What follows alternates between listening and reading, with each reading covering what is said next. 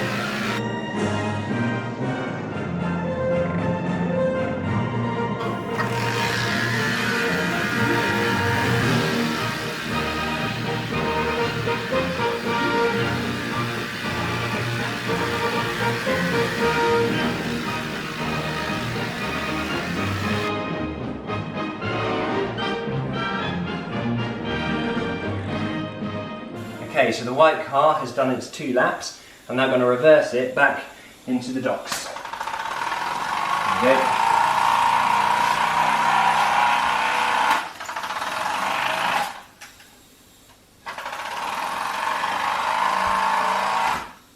I did it like that because I could. So with the silver car I'm actually going to do 3 laps. The first one is going to be with the roof on, which is metallic, just out of interest to see if the weight affects the speed. And then the next 2 laps, which will be its official ones, will be as a convertible.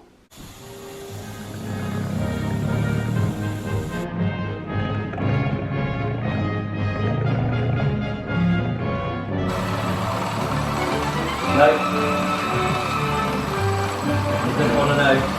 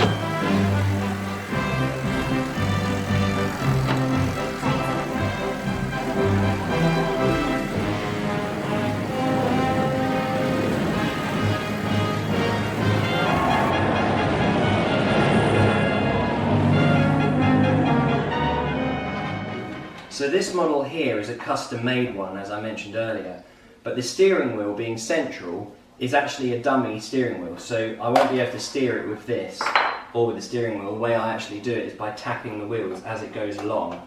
So it's going to make it trickier, but in theory this one is the lightest model, so maybe it's going to be the fastest. We'll just have to wait and see.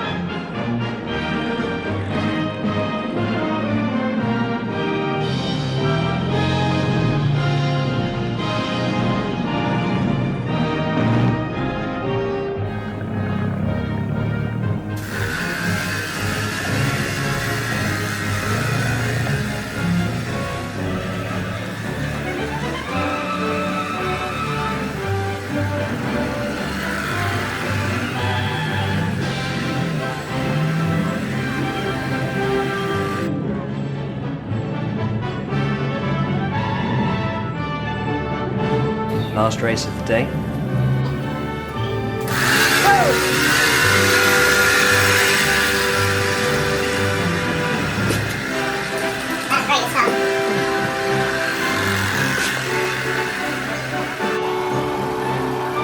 Oh, it's running out of steam, Alex.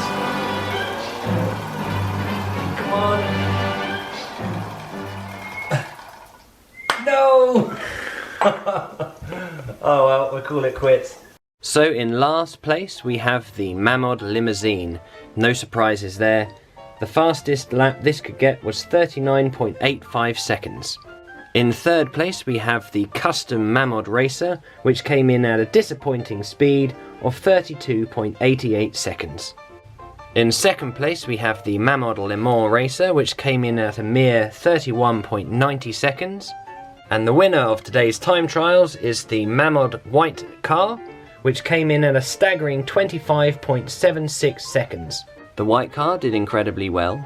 Being a stock car, there's not really any customization on it, so it performed as predicted. However, the limousine, being far too heavy, really did struggle under its own weight. The custom car performed extremely well, but due to the fact the steering is not connected to the wheels, I had to control it by tapping the tyres, and this made the steering quite hard to actually control whilst it was on the move, and it spent a lot of time zigzagging, so this possibly was let down by the driver. The Le Mans racer, in theory, should always be the fastest because it's a twin cylinder. However, the boiler is exactly the same size, with the same power input when it comes to the heat of the fire, which means it might accelerate a lot quicker, but it also runs out of steam a lot faster. If this was ever adapted to be a gas fire and you could actually control it so it could be even hotter, if you were running this nearly at twice the heat so it generates the steam twice as fast, it would undoubtedly be a lot faster. But using up the steam twice as quickly might give it an advantage in a drag race, but on a more long distance race, it struggled to maintain its pressure. So it was fairly predictable that the heaviest car was going to come last, so I'm not surprised there. However, I honestly thought the winner was going to be the race car, the custom one, being that it's the lightest. But it could have just been down to poor handling, but it just couldn't quite get enough speed. However, what did surprise me was the Le Mans racer I thought would easily beat the white car. I thought there's no way that this would come second to the white car. But in fact, second place, as you saw, is what the Mamod Le Mans racer achieved. And today's victor is the white Mamod car. So this one won by an absolute milestone. I did not expect this one to be the winner, but it clearly was. So it's got the gold medal.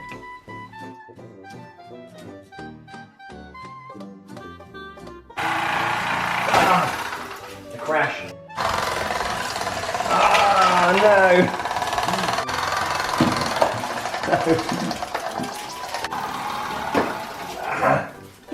Oh, the crash.